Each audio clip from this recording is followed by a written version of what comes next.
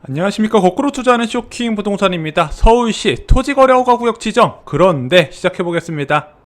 오세훈 서울시장이 토지거래 허가구역 카드를 예상보다 빨리 꺼내들었습니다. 최근에 재건축 아파트 가격이 들썩들썩거리면서 서울 아파트 전체 상승률이 반전이 됐거든요. 자, 그러면서 서울 아파트 가격 올렸다는 오명을 뒤집어 쓸 우려가 있고, 그것이 내년 선거에도 큰 영향을 미칠 수 있기 때문에 빨리 대응을 하기로 한 거죠. 그런데 그 압구정동이나 잠실 주공 5단지 등은요, 오세훈 서울시장 취임 이전부터 지속적으로 상승세가 되어 있었던 부분이거든요. 왜 그러냐? 자, 6.17 부동산 대책에서 재건축 조합원의 분양 신청 자격에 2년 실거주를 추구하는 법안이 발효가 됐거든요. 자, 그러면서 재건축 매수세의 80%가 갭 투자자인데, 야, 이거 갭 투자만으로 아파트 못 받네? 자, 그러면서 재건축 시장에 커다란 변화가 예상이 됐던 겁니다. 자, 그런데 올해 조합 설립 인가를 신청하는 단지는 적용을 제외시켜주기로 한 거예요. 자, 그러면서 재건축 아파트의 양극화가 나타나기 시작합니다. 그래서 올해 중 조합 설립 신청 가능성이 높은 단지들이 지속적으로 상승세를 보여왔고, 거기가 바로 잠실 주공 5단지 등을 비롯한 현재 재건축 조합 설립 전후의 단지들이 좀 가격 오름세가 많이 있었는데, 어찌됐든 결과는 서울시장 책임으로 가는 분위기가 되다 보니까 뭔가 액션을 취하긴 했어야 됐죠. 자, 금일 토지거래 허가구로 신규 지정된 쉬운 4개 아파트 단지 그리고 성수 전략정비 구역은요, 최근에 집값 급등세가 굉장히 높았던 지역 중 한 곳이죠. 그래서 4월 27일부터 1년간 토지거래 허가구로 묶이게 됐습니다.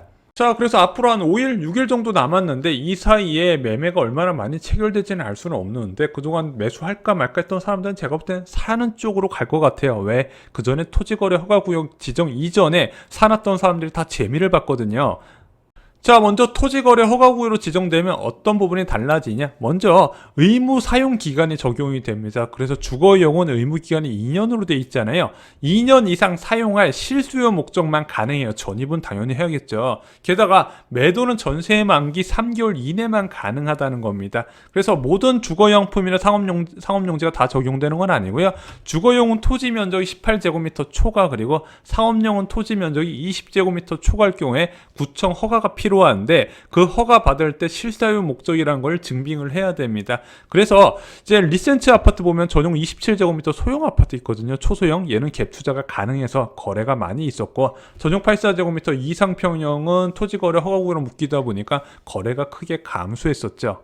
자, 기존에 지정됐던 강남 송파 4개 동 지역, 청담동, 삼성동, 대치동, 잠실동, 잠실 마이스와 영동대로 복합개발 사업에 호재를 받아서 급등했었는데, 서울시에서 토지거래 허가구로 묶였죠. 자, 근데 이들 지역은 어떻게 되나요? 근데 이번에는요, 이들 지역 영장권은 서울시 도시계획위원회에서 검토 대상에 포함이 되지 않았기 때문에 아직까지 확정된 게 없다고 합니다. 서울시에서는 이 연장 부분에 대해서 추후에 도계위 심의와 구청장 의견 청취 이후에 결정한다. 그래서 잘 째려보고 있다. 이렇게 이야기를 했어요. 근데 제가 볼 때는 재건축 단지는 연장될 확률이 거의 100%라고 좀 보고 있고요. 일반 아파트, 재건축 중심 주변에 일반 아파트 단지 좀 묶일 사례가 있을 것 같아요. 왜냐? 이번에 여의도 지역에서 구역을 대거 지정을 했잖아요. 단지를. 재건축 단지뿐만 아니라 그 주변 단지까지 같이 묶어버렸더라고요.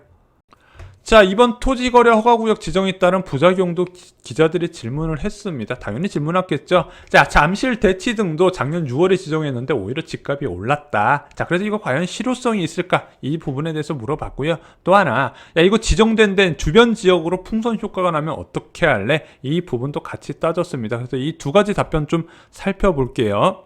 자, 첫 번째 우려는요, 잠실, 대치 등 기존 지정 지역의 가격 상승세입니다. 야, 이거 토지거래 허가구역 카드 효과 있겠어? 이렇게 물어본 거죠. 왜냐면은 작년 6월에 토지거래 허가구로 지정된 잠실 주공 5단지가요, 그 당시 시세가 20억 8천만 원 전후였거든요. 자, 그런데 지정되고 나서 9개월 뒤에 얼마다? 24억까지 올라간 거예요. 거의 20% 가까이 올라갔잖아요. 자, 그런데 서울시에서는 어떻게 답변했냐? 우리가 분석했을 땐 기존 지정된 4곳의 아파트 가격이 안정화되고 실거주자 중심으로 개편됐다고 판단했기 때문에 이것이 효과가 있을 거라고 본다고 합니다. 자, 이거와 관련돼서는 좀 뒷부분에서 다시 정리를 드릴게요. 자, 왜 토지거래 허가구역이 가격을 올릴까? 이 부분도 봐야 된다는 거죠. 자, 매도 가능한 사람이 갭 투자자들이 벌만큼 벌어서 매도하는 경우도 있을 것이고, 실수자들이 팔고 나가려는 사람도 있을 겁니다. 그런데 토지거래 허가구역에서는 이 사람들만 매도가 가능하다는 거예요.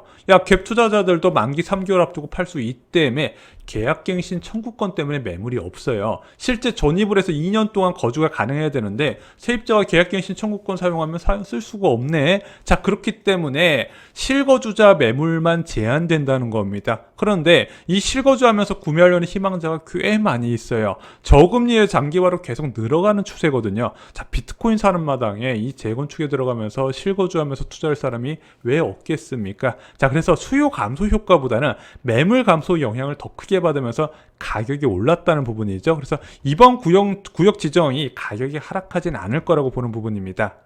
자, 우려 두 번째는요, 다른 재건축 추진 단지로의 풍선 효과입니다. 이번에 노원구 지역이 빠졌어요. 지금 노원구 지역의 22개 단지가 사업 추진 속도에 탄력을 받고 있는데, 와, 이번에 포함이 안 됐네. 야, 그러면 이쪽으로 투자 수요가 더 몰릴 가능성, 호가만 올라갔는데 거래가 되면서 추가 상승 가능성도 있다는 부분입니다. 게다가 이번에 토지거래 허가구역 안 된 지역, 뭐 개포동 지역, 일원동 지역, 수서동 지역도 재건축 기대감에 가격 상승이 높게 나타날 수 있다는 부분이죠. 왜 이런 우려를 하냐? 작년에 이제 삼성동, 청담동 지역을 토지거래 허가로 묶였을 때 이 잠실동 지역이 포함이 안 돼 있었던 파크리오가 가장 큰 수혜를 받았거든요. 그래서 이정화 서울시 도시계획국장은요, 수시로 체크해서 과열에 대응하겠다. 그럼 오른 지역마다 그때마다 토지거래 허가구로 지정한다는 얘기인데, 자, 이게 반복되면 또 언론에서 뒷북 대응이라고 뭐라 하겠죠.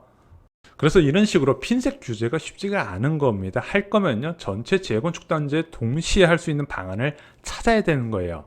자, 현재 재건축 규제 완화와 관련된 CEU의 협의 부분도 기자들이 질문했어요. 그랬더니 답변이 이제 협의 시작한 단계다. 그래서 층수 제한이나 용적률 완화 등에 대해서 어떤 식으로 할지 지속적으로 대화를 하고 있다. 자, 그래서 서울시 의회에서는 야, 이런 식으로 가격 급등에 대한 우려를 하고 있고, 또 하나, 자, 이런 식으로 규제를 완화해 주게 되면 그 혜택을 토지주들이 받잖아요. 자, 그것을 토지주들이 온건히 가져가는 건 맞지 않다. 공공성 향상 방안이 나와야 된다. 그 부분을 주장을 하고 있거든요. 근데 아마 서울시 의회에서는요, 이런 식으로 재건축 가격 상승에 대한 이제 지속적으로 모니터링하고 가격이 올라가게 되면요, 동의를 안 할 가능성이 있는데, 지금 서울시에서 지정한 토지거래 허가구역 카드만으로는 이 가격 상승을 억제하기 어렵다는 거예요. 그러면 이런 식으로 계속해서 가격이 올라가게 되면 시의회 협조 부분도 받기가 어렵다는 거죠. 근데 이것은 구조적으로 지금 재건축 규제를 푸는 게 위험할 수밖에 없어요. 왜냐면은 자금이 갈 곳이 없다 여러 번 말씀드렸잖아요. 자, 왜 부동산 시장이 지속적으로 상승 기대감이 팽배하냐? 결국에는 낮은 예금금리에 달려있다는 부분입니다. 자, 소비자 물가 상승률보다 낮은 예금금리가 실질금리 하락, 그리고 부동산 시장으로 자금 유입을 불렀다는 거예요. 자, 비트코인 같은 거, 뭐 가상화폐, 아니면은 주식시장 왜 가격이 오르겠습니까? 돈이 갈 데가 없으니까 자꾸 자산시장으로 쏠린다는 부분이에요. 재건축 아파트로 안 갈 수가 있겠습니까? 가겠죠. 실질 금리가 높아지지 않으면 부동산 쏠림은 지속되기 때문에 재건축 아파트는 가격이 오를 수밖에 없다는 겁니다.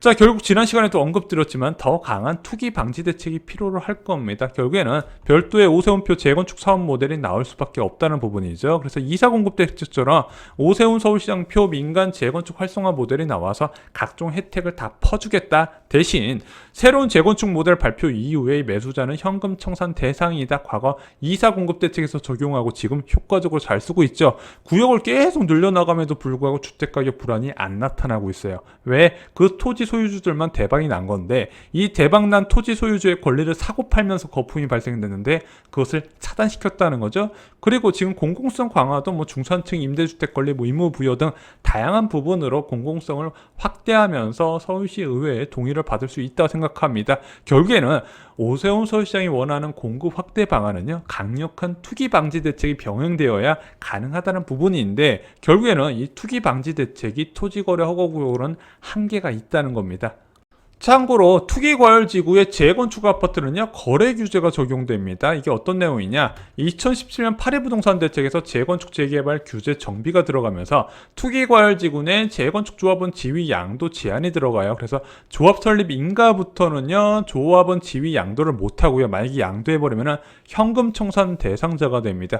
굉장히 강력한 규제인데 이게 오히려 조합원들이 좋아하는 규제예요. 왜? 예외 규정이 너무 많다 보니까 완전히 거래가 안 되는 것도 아니고 10년 보유 5년 거주한 사람들 또는 사업이 좀 지연된 단지들은 거래가 활발하게 되다 보니까 오히려 매물을 줄이고 매수자는 많게 하면서 가격이 올라가는 결과를 만들어냈다는 부분이죠. 그래서 저는 이 부분에 대해서는 좀 과도한 규제다, 차라리 무주택 투자자의 규제를 강화하고 매물을 늘리기 위해서 규제를 풀어라, 이렇게 말씀을 드렸던 부분입니다.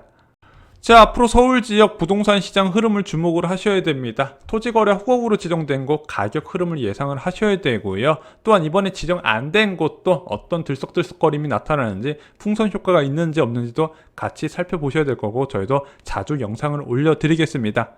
이상으로 쇼킹 부동산 마칩니다. 좋아요, 구독, 공유 꼭 부탁드립니다. 감사합니다.